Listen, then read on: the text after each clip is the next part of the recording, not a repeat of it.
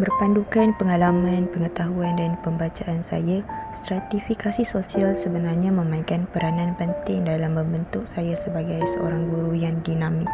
Kesedaran bahawa murid datang daripada latar belakang sosioekonomi, budaya, tahap pendidikan keluarga dan peluang yang berbeza membuatkan saya lebih peka, empati dan fleksibel dalam pendekatan pengajaran. Saya tidak lagi melihat pencapaian murid semata-mata sebagai ukuran kebolehan individu, tetapi sebagai hasil interaksi berbagai faktor sosial yang mempengaruhi kehidupan mereka. Melalui kefahaman tentang sertifikasi sosial, saya belajar untuk menyesuaikan kaedah pengajaran mengikut keperluan murid. Murid daripada latar belakang kurang berkemampuan misalnya mungkin kurang peredahan kepada bahan pembelajaran atau sokongan akademik di rumah. Hal ini mendorong saya untuk menjadi lebih kreatif dan inovatif dengan menyediakan bahan bantu mengajar yang mudah diakses, aktiviti berpusatkan murid serta pembelajaran yang bermakna dan konseptual.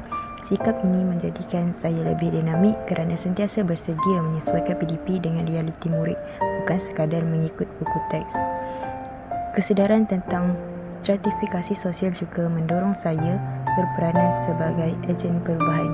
Saya bukan sekadar menyampaikan ilmu tetapi turut membantu murid membina keyakinan diri, aspirasi dan motivasi untuk mengubah masa depan mereka.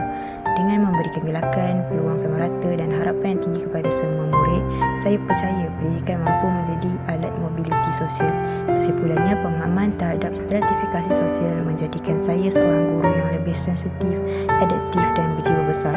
Ia mengajar saya bahawa guru yang dinamik bukan hanya menguasai pedagogi tetapi juga memahami realiti sosial murid dan menggunakan kefahaman tersebut untuk membina pendidikan yang adil, bermakna dan berimpak.